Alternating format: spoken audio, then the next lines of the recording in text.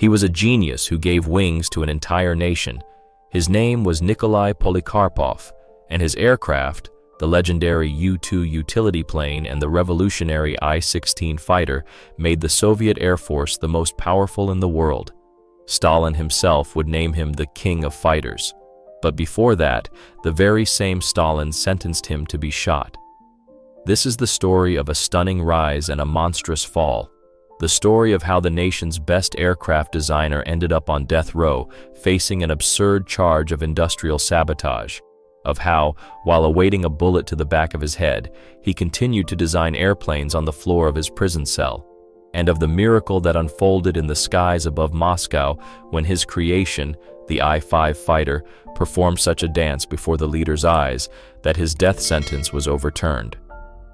This is a story of betrayal, of how his own students, the young wolves, Yakovlev, Mikoyan, and Lavochkin, seized their moment to tear his empire to pieces and cast the king from his throne. And finally, this is the story of a great tragedy, of how, at the height of the greatest war of his life, a war he had been preparing for all along, this genius was cast into the shadows. His new, visionary projects were shelved while he faded away from a fatal illness. The year is 1929. Moscow. In the stone bowels of Butyrka prison, in the freezing air thick with the smell of bleach and hopelessness, the silence was absolute. It was not the silence that brings peace, but the kind that precedes a gunshot. Here, in the concrete tomb of a death row cell, a man whose thoughts were lighter than air and whose fate had become heavier than lead awaited his end. His name was Nikolai Nikolaevich Polikarpov. At the very moment his future airplanes were being born in his mind, ready to pierce the heavens, he, their creator, had been condemned to the earth by his motherland. It was the most terrible paradox of the era. The genius born to give his country wings was sitting in a cage, waiting for a bullet to the back of the head to finally clip them. The King of Fighters had not yet received his title, but he was already a king in exile, a king on death row. Every day could be his last. Night followed day, but in his stone tomb there was neither day nor night, only an eternal, dim twilight pierced by the clang of the prison bolt. He could not hear the birds sing, but in his head, engines that did not yet exist roared to life. He could not see the sun, but before his mind's eye, the perfect lines of fuselages and ailerons were being drawn. His body was a prisoner, but his mind was free, working with a feverish, desperate intensity. It is said that he would find scraps of soap and sketch the outlines of new machines on the damp cell floor, proving not to his jailers, but to himself, that while he could be killed, his mind, his genius, could not. Sentenced to death for supposedly creating bad airplanes, he was designing perfect ones on the eve of his own demise. This was his final proud act of defiance against the system that had decided to devour him. The sentence was passed in absentia, without a trial, without lawyers, with a single stroke of a pen by a committee of the OGPU. Article 58, Sections 7 and 11, undermining state industry, and participation in a counter-revolutionary sabotage organization. Translated from bureaucratic jargon into human language, it meant one thing: traitor, enemy of the people. He, a student of the great Sikorsky, a man who had dreamed of the sky since youth and dedicated his entire life to it, was accused of deliberately harming Soviet aviation. The absurdity of the charge was monstrous. The system, gripped by a paranoid search for enemies, had begun to consume its most talented children. Genius became synonymous with suspicion. Independent judgment became a sign of counter-revolution. And Polikarpov, with his stubborn character and his unwillingness to compromise on matters of aerodynamics, became the perfect target. The wheel of repression, just beginning to gain its bloody momentum, had chosen him as one of its first victims in the world of aviation. the highest measure of social protection, execution by firing squad. These words, read to him by an interrogator, were not a bolt from the blue. He already understood that the machine into whose gears he had fallen knew no reverse. In an instant, he ceased to be a chief designer, an engineer, a husband, a father. He became just a number on an execution list. The crown had been torn from his head, replaced by an invisible target on the back of his neck. He waited. A day, 2, a week. He listened to the nightly footsteps in the corridor, wondering if this time they were for him. Every creak of the door, every shout from a guard, could be the last sound he would ever hear. But days passed, and the sentence was not carried out. Why? The question tormented him more than the fear of death. Was it a monstrous bureaucratic error or someone's diabolical plan, even more refined than a quick death? He did not yet know that his fate had become the subject of a monstrous bargain in the highest offices. He was too dangerous to be allowed to live, but his brain, his unique gift as a designer, was too valuable to destroy. The state that had sentenced him to death also desperately needed his genius. It was a stalemate, a trap the system had built for itself. It held both a death sentence and an order for a new, unprecedented fighter jet, and both documents were addressed to the same man. He was simultaneously the country's most valuable asset and its mortal enemy. Sentenced to death, he continued to live because the motherland had not yet decided what it needed more: his dead head as proof of its vigilance, or his living brain as the key to future dominance in the sky. The story of every genius is a story of choices. Nikolai Polikarpov was born in 1892 in the village of Georgievskoye, Oryol province, to the family of a village priest. His path seemed predetermined: a spiritual seminary, service to God, a quiet, measured life. But the boy whose father spoke to God while looking at the sky looked at that same sky with a very different feeling. He saw not divine providence, but a challenge. In those years, whispers of the first clumsy flights rippled across the world, tales of madmen on plywood wings trying to lift off from the earth. For most, it was an oddity, a circus attraction. For the young Polikarpov, it was a revelation. He chose his own sky, not a spiritual one, but a physical one. A sky that could be measured with a slide rule, conquered by the power of reason, and made to serve mankind. This choice between the cross and the drawing board was the first and most important decision of his life, defining both his flight to the sun and his fall into the abyss. His yearning for the sky led him to the St. Petersburg Polytechnic Institute, the mecca of Russian engineering thought. And it was there, in the echoing lecture halls and drafting rooms, that fate brought him face to face with a titan, Igor Ivanovich Sikorsky. At that time, Sikorsky was already a living legend, the creator of the world's first multi-engine giants, the Ilya Muromets bombers. Polikarpov, hungry for knowledge and eager to work, became his best, his favorite student.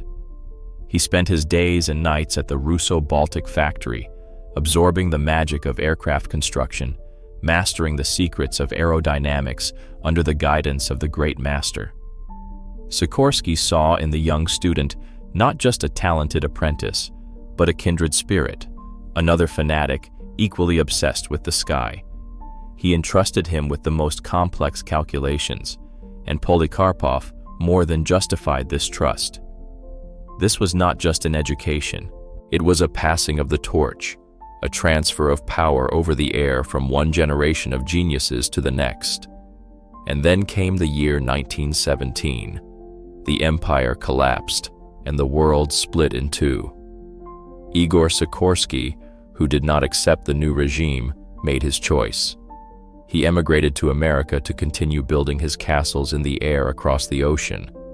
He invited his best student to join him, promising a brilliant future. Polikarpov faced a second, even more terrifying choice: follow his teacher to fame, fortune, and safety, or stay here, in a hungry Russia engulfed in civil war, with its murky and frightening future. And Polikarpov stayed. Why? Out of patriotism? Out of a belief that his talent was needed more right here, in his homeland, whatever it might become? We will never know. But this choice became his Rubicon. The day he refused Sikorsky's offer, their paths diverged forever. One flew toward worldwide recognition. The other stayed to become the king in his own country. But he would pay a terrible, bloody price for that crown. Having remained in Soviet Russia, he threw himself into his work. The young republic, surrounded by enemies, needed its own planes and its own pilots as much as it needed air to breathe. And in 1928, Polikarpov unveiled his first masterpiece to the world. It was not a fearsome fighter or a mighty bomber. It was a modest, unassuming biplane, the U-2 or Trainer 2. But its simplicity was its genius. It was incredibly easy to control, forgiving even the most glaring mistakes from novices, and it could take off and land on almost any field. It was the perfect flying school desk. Tens of thousands of Soviet pilots, the future heroes of the Great Patriotic War, took their first steps into the sky in Polikarpov's U-2. This small, peaceful plane became one of the symbols of the era, and no one could have guessed then that many years later, renamed the Po-2, it would be transformed into a fearsome night bomber, a silent ghost that struck terror into the enemy. This plane, like its creator, had a dual nature: a good-natured teacher by day and a ruthless avenger by night. The success of the U-2 was staggering. Polikarpov's name resounded throughout the country. He was no longer just one of the engineers. He was the chief designer, the hope and pride of young Soviet aviation. He was entrusted with the most critical task, the creation of fighter planes. And he created them, the I-1, the I-3. His design bureau became a center of gravity for the best minds. He worked 18 hours a day, driven, demanding of himself and others, and uncompromising when it came to quality. His authority was absolute. It seemed this was his triumph, his flight to the sun.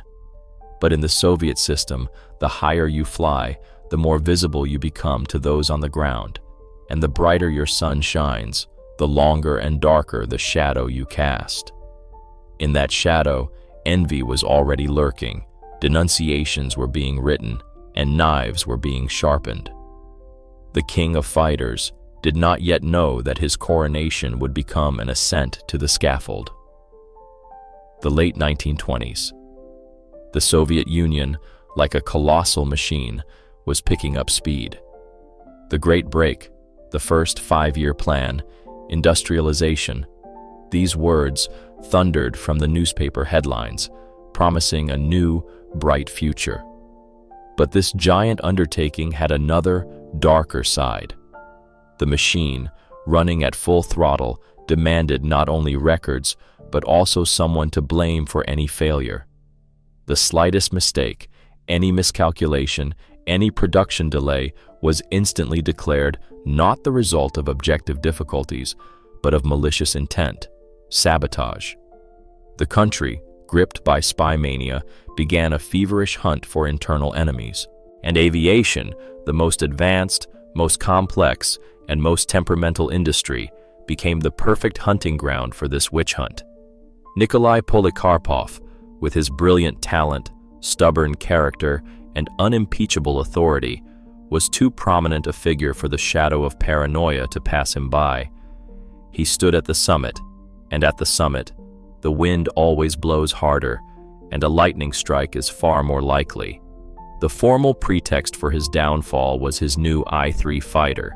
It was a good, advanced aircraft for its time, but in the perverse logic of that era, a good plane that had not yet been perfected for mass production was worse than no plane at all. Deadlines were tight. The country needed hundreds of fighters, and it needed them yesterday. And the I-3, like any new, complex machine, suffered from teething problems. Sometimes suppliers were late with engines. Other times, issues arose with the assembly process. For an engineer, this was routine, a normal part of the workflow. But for an investigator in a leather jacket, this was a ready-made indictment. You didn't succeed? That means you didn't want to. You didn't make the deadline. That means you deliberately delayed to weaken the country's defense capabilities. Polikarpov was accused of getting carried away with complex, unnecessary designs that couldn't be quickly put into mass production, instead of giving the army a simple, reliable aircraft. His genius, his quest for perfection, was held against him. He became the scapegoat for all the problems of the young Soviet aviation industry. The arrest came on a cold October night in 1929. There was no drama, no pathos, just a dry knock on the door. Two men in plain clothes, a short command, "You're under arrest." He barely had time to say goodbye to his wife. The world split into before and after. Just yesterday, he was the chief designer, the pride of the nation, a man on whom the future of the Air Force depended.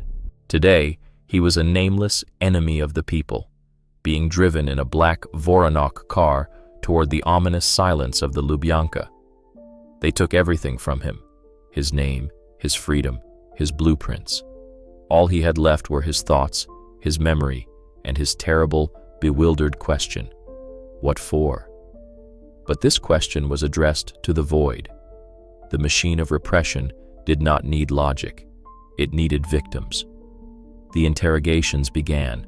This was not physical torture, it was something worse: the torture of absurdity. Sleepless nights, the blinding light of a lamp in his eyes, and the endless, monotonous questions of the interrogator. He was forced to confess to participating in a mythical, industrial party, to having ties with foreign intelligence, to deliberately disrupting state assignments. Any attempt he made to explain the technical difficulties, to appeal to the laws of aerodynamics, was met with a deaf wall.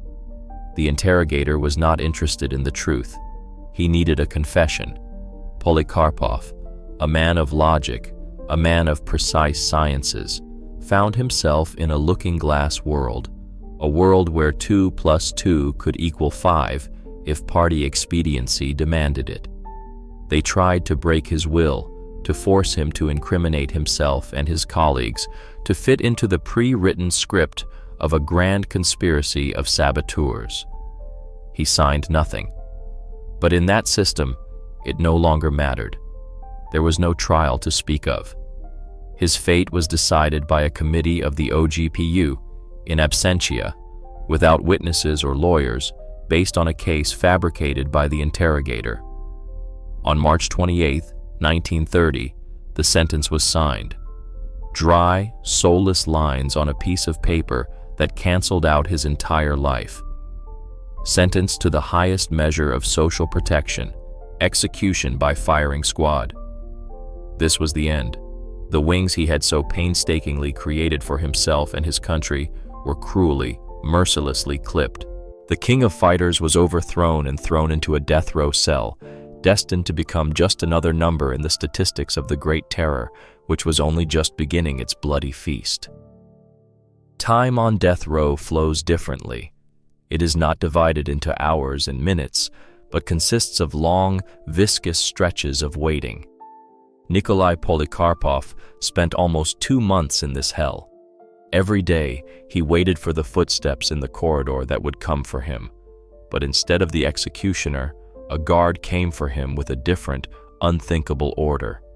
Get your things. You're being transferred. Where? Why? The most terrible possibilities flashed through his mind, but reality turned out to be even more phantasmagorical than any of his assumptions. He, a saboteur sentenced to death, was taken not to an execution ground, but to the grounds of Butyrka prison, where something unprecedented had been organized within the walls of a former church. This was the OGPU's TSKB-39, named after Menjinsky, the first ever prison design bureau, the legendary Sharashka. Here, behind barbed wire and under the watch of armed guards, the best minds in aviation science were gathered, men like him, enemies of the people, sentenced to death or long years in labor camps. The paradox was monstrous. The state, having declared these men its mortal enemies, now demanded that they perform a miracle. They, the saboteurs, were tasked with creating a new, unprecedented fighter jet that would surpass all foreign counterparts. It was a diabolical experiment, a test of not only metal, but also the human spirit. They worked in inhuman conditions, slept on bunks, and ate prison gruel, yet on their drafting boards, the airplanes of the future were born. Polikarpov, who just yesterday had been sketching his designs with a scrap of soap on his cell floor, now had a drafting table and unlimited access to technical information.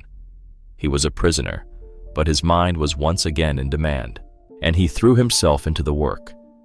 It was not just a way to survive, it was his only way to keep from going insane, to prove his worth not to the interrogators, but to the sky. The project they worked on was named VT-11 for Internal Prison 11. In an incredibly short time, in just a few months, under the leadership of Polikarpov and another outstanding designer, Dmitry Grigorovich, the blueprints were ready, and in April 1930, the first prototype, designated the I-5, was built. It was an elegant, maneuverable biplane that embodied all the best ideas the designers had accumulated. But it's one thing to build a plane, and quite another to demonstrate it. The fate of the aircraft, and therefore the fate of its creators, was to be decided by a single man, Stalin. The demonstration took place at Moscow's Central Aerodrome. The atmosphere was electric. The entire top leadership of the country stood on the tribunal. Next to them, under guard, stood the designers, pale, exhausted men in worn prison clothes. This was their last chance. Test pilot Valery Chkalov took to the sky, and what he began to do in the new fighter shocked everyone. The I-5 did not fly like other planes. It seemed to be a living creature. It performed loops, barrel rolls, hung on its tail, went into a spin, and easily came out of it. This was not a flight. It was a dance, daring, virtuosic, defying the laws of gravity. Chkalov pushed the machine to its absolute limit and beyond. It was a symphony of engine and wings, written by geniuses standing on the edge of the grave. Stalin, usually reserved, did not take his eyes off the sky. Though not an expert in aviation, he intuitively felt it. This was a breakthrough. This was what the country needed. When Chkalov landed after making a final circle over the airfield, the fate of the designers was sealed. The leader approached them. According to legend, he pointed to Polikarpov and Grigorovich and said, "Their heads are too valuable to be shot." He didn't admit a mistake. He simply canceled the sentence, as one might change a flawed technical decision. In July 1931, the OGPU committee issued a new verdict. The death sentence was commuted to a 10-year conditional camp sentence. It was not a rehabilitation. It was an amnesty, granted by a monarch. They were still criminals, but their lives were spared in exchange for their talent. And so, the airplane saved its creator. A creation of wood and metal proved stronger than a sentence of paper and ink. A miracle in the sky overturned an earthly law. Nikolai Polikarpov walked out of the prison gates, squinting in the unaccustomedly bright sun. He had survived. He had won. But the scars from this victory, both on his soul and in his official file, would remain with him forever. After walking out of the prison gates, Polikarpov received no apology and no rehabilitation. He was simply given a new office and a new, even more critical assignment. But he was a different man. He had walked through hell and returned, and a cold, metallic glint was forever frozen in his eyes. He no longer argued with his superiors or tried to prove his point. He just worked. He worked with the fury, with the obsession of a man who had been given a second chance and was terrified of wasting it. The period from 1932 to 1938 became his golden age, his finest hour. It was an era when his genius, forged in a prison cell, broke free and created a whole generation of aircraft that would define the face of Soviet fighter aviation for years to come. He was given a blank check, and he used it to its fullest. First, he perfected what had been started in the Sharashka. Based on his first prison-born creation, the I-5, he developed a whole series of biplane fighters, the I-15, and later its legendary modification, the I-153 Chaika, Seagull, with its characteristic gull-wing design, became the most maneuverable fighters of their time. They were true aerial acrobats, capable of outturning any opponent in a dogfight. They made their debut in the skies of Republican Spain, where they immediately achieved air superiority. For their incredible agility, they earned the affectionate nickname Chatos, or snub-noses, from the pilots. This was the first major success, the first proof that Soviet aviation design had not just caught up with, but in some ways surpassed, the West. And behind this success was one name, Polikarpov. But Polikarpov, being a genius, could not stand still. He understood that the era of maneuverable but slow biplanes was coming to an end. The future belonged to speed, and back in 1933, ahead of his time, he created a machine that would become a true revolution in global aircraft design. This was the I-16. Short, stout, and with a disproportionately powerful engine, it looked like a stubborn, headstrong bull. It was the world's first high-speed monoplane fighter with retractable landing gear. When it first appeared in the sky, it shocked everyone. It was almost 100 kilometers per hour faster than any other fighter in the world. It was the future, arrived too soon. For its stubborn and demanding nature, pilots nicknamed it the Ishak, or donkey, and this nickname stuck to it forever. It was incredibly difficult to fly. It did not forgive mistakes, the slightest inaccuracy, and the machine would fall into a spin. This was a plane for true aces, for those who could feel the sky with their fingertips. But those who could tame it had an absolute weapon in their hands. In the skies of Spain, China, and at Khalkhin Gol, the donkeys struck terror into the enemy. They could catch any bomber and force a fight with any fighter. For several years, the I-16 was the king of the sky, the fastest and most lethal fighter on the planet. Polikarpov's name was celebrated throughout the country. The former enemy of the people had become a living legend, a national hero. He received the Order of Lenin and was elected a deputy of the Supreme Soviet. Stalin, the very man who had once signed his death warrant, now called him the King of Fighters. This was the zenith of his fame. His design bureau grew into a true empire, employing thousands of the best engineers. He was at the top, but this summit was lonely and very dangerous. He, more than anyone, knew how quickly the leader's favor could turn to wrath, and how a crown could become a crown of thorns in an instant. He was a king, but he always remembered that his throne was sitting on a powder keg. In the Soviet system, fame was like a radioactive isotope. It gave warmth, but it also killed. By the end of the 1930s, Nikolai Polikarpov was not just a designer.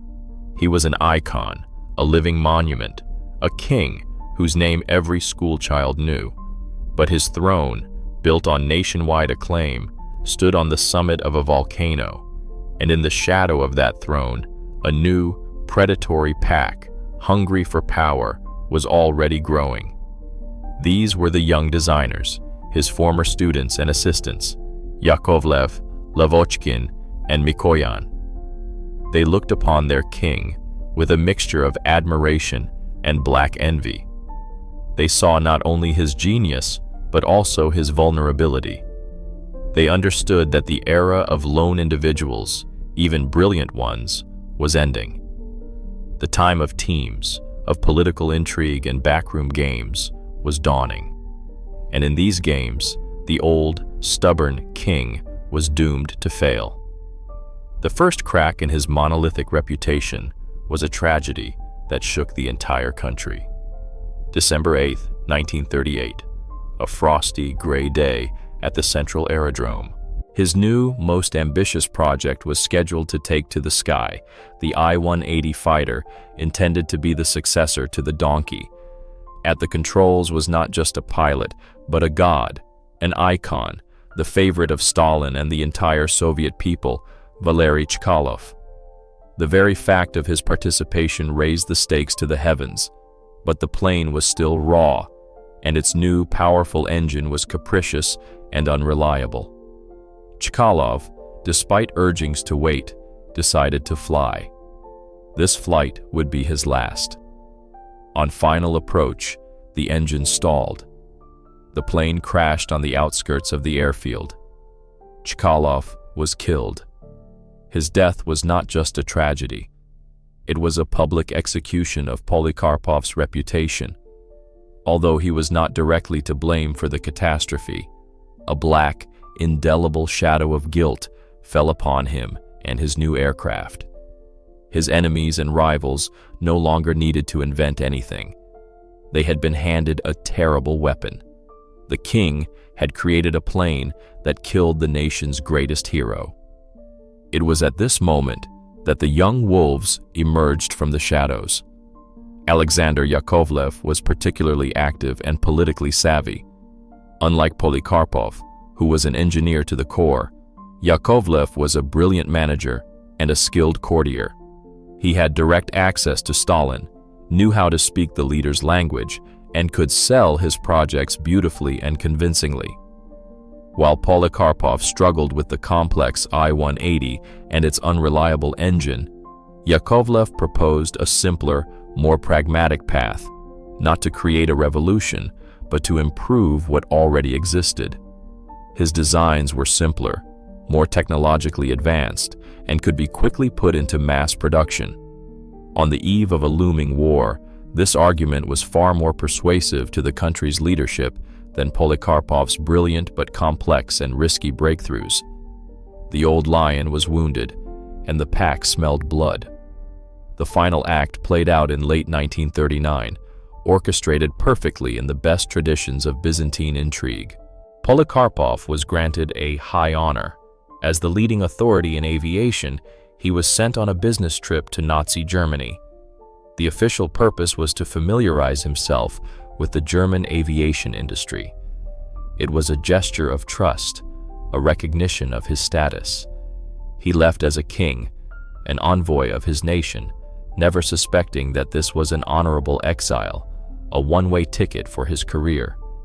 He toured the Messerschmitt and Heinkel factories, evaluated German aircraft, and wrote detailed reports, while behind his back, in the quiet of Kremlin offices, his empire was being carved up. It was a classic bureaucratic move: remove a key piece from the board to calmly rearrange the rest. When Polikarpov returned to Moscow in early 1940, he returned to a different country. His vast design bureau, the most powerful in the USSR, had been disbanded. It was declared too cumbersome and inefficient. Part of his team, the best engineers and draftsmen, along with a factory and one of his promising projects, were transferred to a new design bureau headed by Artem Mikoyan, the brother of an all-powerful Politburo member, and Mikhail Gurevich. Thus, the MiG was born. Other parts of his empire went to Yakovlev and Lavochkin. He himself was left with only a small group of specialists and a small factory with no serious production base. This was not a retirement. It was a public, humiliating dethronement. He wasn't shot, as he might have been 10 years earlier. He was simply gutted, left with his life, but robbed of his life's work. The king had been overthrown. The sun of his fame began to set rapidly. June 22, 1941, the day that split the nation's history into before and after. For Nikolai Polikarpov, this day was a moment of truth, his personal Golgotha. He, the king of fighters, a man whose aircraft formed the backbone of the Soviet Air Force, watched with powerless fury as his creations, his donkeys and chaikas, burned on the airfields under the first strikes of the Luftwaffe. Once the best in the world, they were now hopelessly obsolete. They were facing the new, superior German Messerschmitts, against which the old-timers stood almost no chance. And the new fighters, the Yaks, Lags, and MiGs, created from the ruins of his own empire, were still raw and few in number. In that terrible moment, he, more than anyone, understood the full depth of the catastrophe and the full depth of his own defeat. His country was entering a mortal struggle, and he, its chief armorer, was on the sidelines, in the shadows. This was the most terrible ordeal. The war he had prepared for his entire life had begun without him. While his former students and now competitors, Yakovlev, Lavochkin, and Mikoyan, hastily refined their machines to become the saviors of the nation, Polikarpov found himself in the humiliating position of a supplicant. His small design bureau was evacuated to Novosibirsk, to a factory with no serious production base. He had to fight not for new ideas, but for basic necessities, for metal, for machine tools, for workers. He was a general without an army, a genius without tools. But even in these conditions, his mind continued to work with feverish energy. He understood what his country needed and tried to give it to them. He created one project after another, any of which could have changed the course of the air war. The I-185 fighter was the direct successor to that infamous Chkalov I-180. In its flight characteristics, it surpassed all Soviet and even German fighters of the time. The test pilots who flew it were ecstatic. They wrote letters to Stalin begging him to put the machine into mass production. But the bureaucratic machine was relentless. The country already had the Yak-1, the Lag-3, the MiG-3. Retooling production for a new aircraft in the midst of war seemed an unaffordable luxury. The project was shelved. It was a terrible blow. He wasn't allowed to save his country because it would have disrupted bureaucratic plans. But he did not give up. If they didn't need a fighter, he would create something else. He developed a unique night fighter interceptor equipped with radar. He designed an armored ground attack aircraft that would have been far cheaper and easier to produce than the famous Il-2. But all his proposals hit a deaf wall of indifference and bureaucratic intrigue. His name, which had once been a pass into any office, had now become a liability. He was an outsider at this festival of death, a genius from the past whose time, those at the top believed, had already passed. And then, at the very end of the war, he took his last, most desperate, and most prophetic step. He understood that the era of propeller-driven aircraft was coming to an end. The future belonged to jet propulsion. And as early as 1943, months before the first flight of the German Me-262 jet, he began work on a rocket-powered interceptor project, the Malyutka, or Little One. It was a tiny aircraft with a liquid propellant rocket engine capable of soaring to immense altitudes in minutes to intercept enemy bombers. It was science fiction, years ahead of its time. He had peered into the future, into the era of supersonic speeds and stratospheric altitudes. But he was not destined to see the fruits of his labor. This final battle, however, he was not fighting against competitors or bureaucrats. He was fighting it against his own, encroaching death. In the summer of 1944, as the war rolled westward, there was no longer any doubt about the final victory. But for Nikolai Polikarpov, his personal war was coming to an end, and he was losing. The enemy that defeated him was not at the front. It was inside him. Stomach cancer, That quiet, merciless beast was consuming him day by day, but he kept working. He worked until the very end. On July 30th, at the age of just 52, the king of fighters died. He died quietly in his Kremlin apartment office, hunched over the drawings of his last, unfulfilled project. There was a terrible, bitter irony in his death. The man who had survived a death sentence, who had stood against the monstrous machine of repression and bureaucratic intrigue, was defeated by a rebellion of his own cells. He faded like a dying candle at the very moment the dawn of the new jet age, which he had foreseen, was already breaking on the horizon. He was buried with honors, as befitted a two-time Stalin Prize laureate and hero of socialist labor. There was an honor guard, obituaries in Pravda, and a plot in the elite Novodevichy cemetery. But behind all this state ritual, there was a sense of falsehood, a certain haste.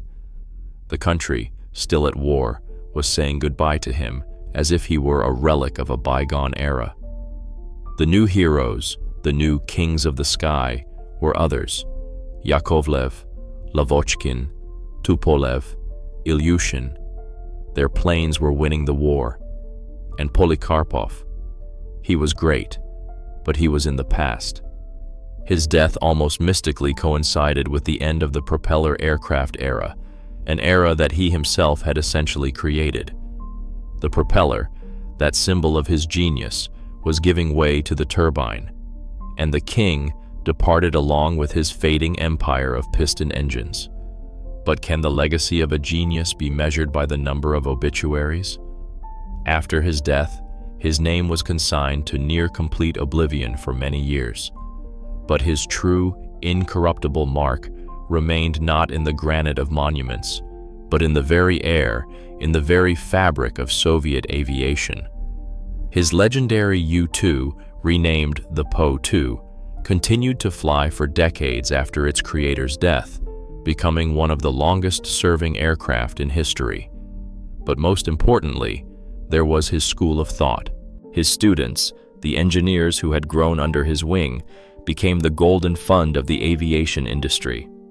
Artem Mikoyan, who inherited his bureau, created the MiG empire, and in the first jet fighters, the MiG-9 and MiG-15, one could still detect the echoes of Polikarpov's design ideas. He was like a river that, having disappeared from the surface, continues to nourish the earth with its underground waters, giving life to new streams. His star had faded, but its light continued to illuminate the path for those who followed. His entire life is a tragic Shakespearean plot about genius and power. He remained in Russia while his teacher Sikorsky chose freedom and world fame. What did he get in return? He got everything, and he lost everything. He was sentenced to death and raised to the summit of Olympus. He wore the crown of the king of fighters and the brand of an enemy of the people. His homeland gave him the opportunity to create, and it also took away his life's work. He built wings for his country, and it repeatedly tried to clip them.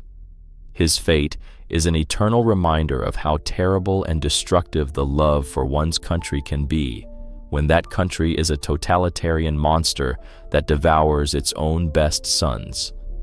Today, when we look at the old, faded photographs of his planes, the stubborn donkey, the elegant Chaika, the good-natured Kukuruznik, we see not just the history of aviation. We see the story of a man who chose the sky and paid the price in full. Nikolai Nikolaevich Polikarpov did not live to see the supersonic era, nor did he see man fly into space. But every time a plane lifts off the ground, a part of him is in that eternal human aspiration to soar. His body has long since turned to dust, but his soul continues its eternal flight, in his immortal machines, in his unrealized projects, and in the very legend of the deposed king who taught his country to fly. Thanks for watching to the end. If you liked it, please give it a like, subscribe, and don't forget to hit the bell so you don't miss new videos. There are more amazing stories to come. Take care of yourselves and your loved ones.